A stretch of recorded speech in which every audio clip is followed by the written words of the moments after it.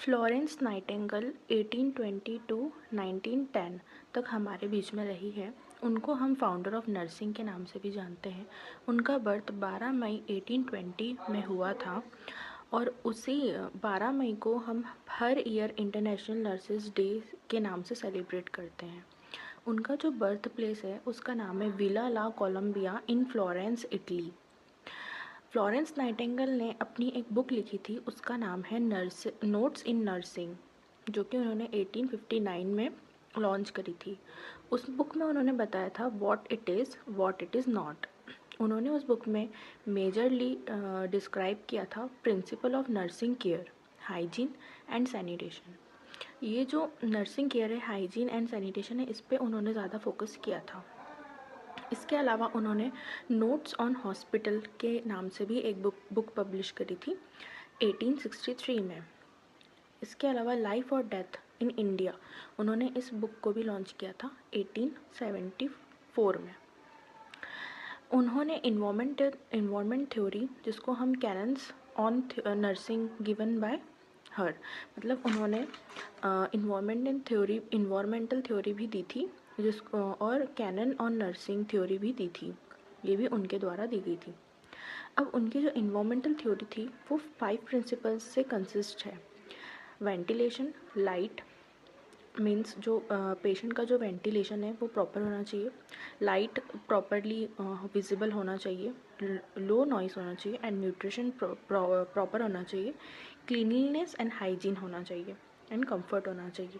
तो यही 5 concept principles जो हैं इस पे ये कंसिस्ट है एनवायरमेंटल थ्योरी। नेक्स्ट हम बात करेंगे द क्रीमैन वार, जो कि 1853 से 1856 तक चला था। अब ये जो फ्लोरेंस नाइटिंगेल मैम है, इनको रिकॉग्नाइज किया था क्रीमैन वॉर के ड्यूरिंग ही।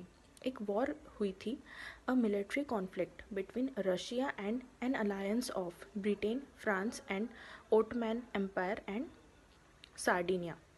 मीन्स एक क्रीमैन में एक वॉर हुई थी, और वो वॉर किसके बीच में हुई थी? रशिया के बीच में। और ये जो अलायंस है British, France and Ottoman empire और सार्डिनिया, इनके बीच में एक वॉर हुई थी। उस वॉर के बाद से ही फ्लोरेंस नाइटिंगेल को जो है वो रिकॉग्नाइज किया गया और उन्हें ये नाम मिला। The war was fought primarily in the Crimean peninsula in what is now Ukraine. जो ये वॉर जहाँ पर हुई थी उस एरिया का ये नाम है क्रीमैन पेनिसुला, जिसको आज हम यूक्रेन के नाम से जानते हैं। और ये वॉर 1853 से 1856 तक चली थी।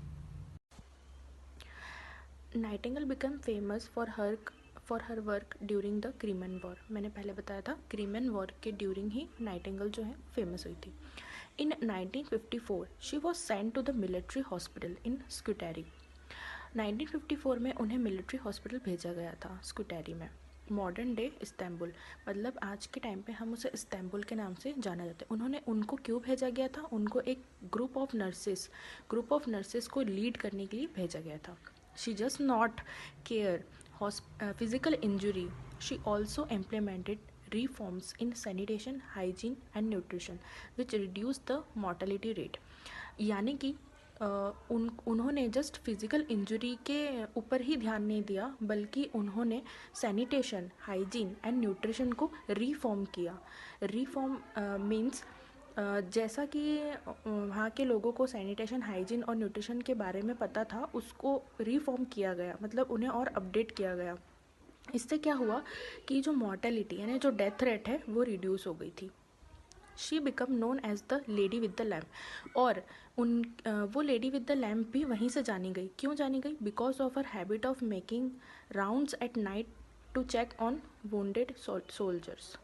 वहाँ पे वो रात में एक लैम्प लेकर राउंड लगाया करती थी, जो भी घायल सोल्जर्स हैं उनको देखने के लिए वो राउंड लगाती थी, इसलिए उनका नाम पड़ा lady with the lamp. Florence Nightingale established first nursing school at Saint Thomas hospital London. Florence Nightingale के द्वारा ही पहला जो नर्सिंग स्कूल है वो स्टैब्लिश किया गया लंदन में, जिसका नाम था Saint Thomas hospital. Nursing education theory भी या नर्सिंग एजुकेशन भी जो स्टैब्लिश किया गया वो फ्लोरेंस नाइटिंगेल के द्वारा किया गया। Died on 13 August 1910 at 90 age London England, मतलब उनकी जो डेथ है, उनका बर्थ मैंने आपको बताया था 12 मई 1820 एंड उनका डेथ है 13 अगस्त 1910 एट 90 एज, मतलब उनकी तब एज 90 थी जब उनकी डेथ हुई लंदन में इंग्लैंड की।